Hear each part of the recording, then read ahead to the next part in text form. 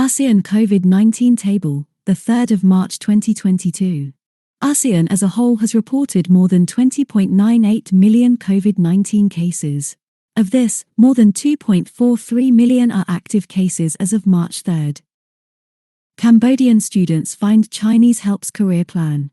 The passion to learn Chinese is on the rise among Cambodians as the two countries have enjoyed close ties in diverse spheres even during the difficult times of the COVID-19 pandemic. Politics of war. Cambodia does not take sides in Ukraine-Russia conflict. Cambodia is making its stand very clear in the Ukraine-Russia conflict that it believes only in peaceful negotiations to end the crisis, and it will not take sides in a war that is being Europeanized given the major role that EU is playing. ASEAN faces challenging tasks in the region, Hun Sen says. As the chair of the Association of Southeast Asia Nations, ASEAN, it faces challenges in dealing with the problems in the region. Institut Pasteur du Cambodge, PCR test conducted at the Khmer Soviet Friendship Hospital is not to determine the variant.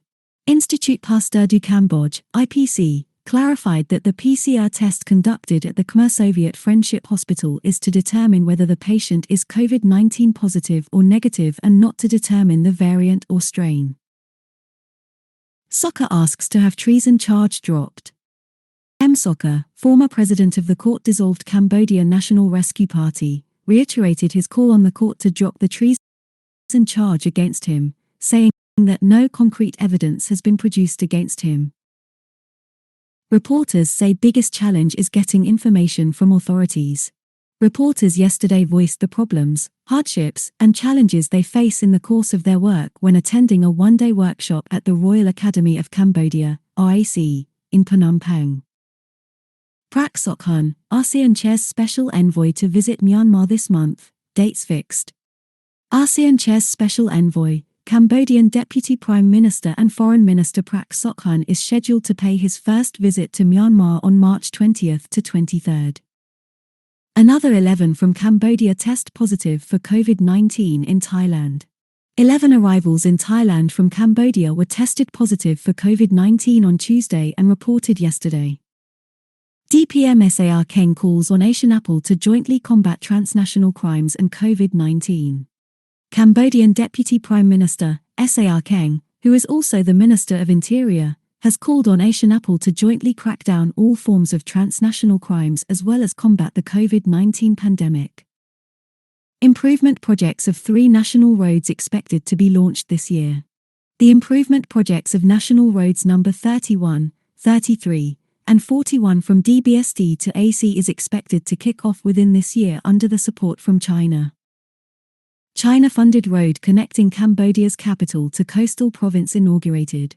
Cambodia on Wednesday inaugurated the China-funded expanded National Road No. 3 which links the capital Phnom Penh and the southwestern coastal province of Kampot. Cambodia to get 8 million more doses of COVID-19 vaccine. The government plans to purchase another 8 million doses of COVID-19 vaccines in the first semester this year to boost the population's immunization, especially that of young children. Government T looks to expand PCR test capacity to more than 1,000 a day. Ministry spokesman said we admit that some samples were accidentally reported as a false negative to positive or from positive to negative due to dozens of samples sent to be tested and our capacity is limited. NEC passes Form 1102 hot potato to local officials. Some political parties yesterday criticized the NEC for not paying attention to the party's concern, blasting them for handing over a hot potato to local election officials. Asian Apple urges members to step up fight against cross-border crimes. The ASEAN Chiefs of National Police, Asian Apple, has urged member countries to improve the existing cooperation in fighting cross-border crime at its 40th conference yesterday. Battambang authorities ask people to step up and help restore heritage sites. Authorities in Battambang City are stepping up efforts to restore about 800 heritage properties to attract tourists and have urged the people's cooperation. SOS out for blood donors, a centre needs 110,000 units of blood. The National Blood Transfusion Centre has put out an SOS calling for people to come and donate blood as they are facing shortage and fear not being able to meet daily demands. Businessmen charged for issuing dud checks. The owner of a private microfinance company was arrested yesterday and charged by the Phnom Penh Municipal Court for issuing dud checks worth $1 million to a businessman, who was a close friend. Road safety urged at inauguration of National Road 3. The government has urged drivers to respect the traffic law, especially truck owners to obey weight limits and not overload their vehicles. More than 62,000 hectares of flooded forest land returned to the state. More than 62,000 hectares of flooded forest land in 6 provinces surrounding Tunnel Sap Lake have been returned to the government, according to an official. Lifetouch leads delegation of donor countries and agencies to visit cleared minefields in Banteay Meanchey. A delegation of donor countries and agencies paid a monitoring field visit to 2 cleared minefields in Banteay Meanchey province on March 1. Apsara Authority launches training course for land and construction management in Angkor. The Apsara Authority commenced the Standards in Land Management and Construction Management in Angkor Park training course to boost the conservation capabilities of relevant staff and officials. Indian Ambassador visits Cambodia Academy of Digital Technology.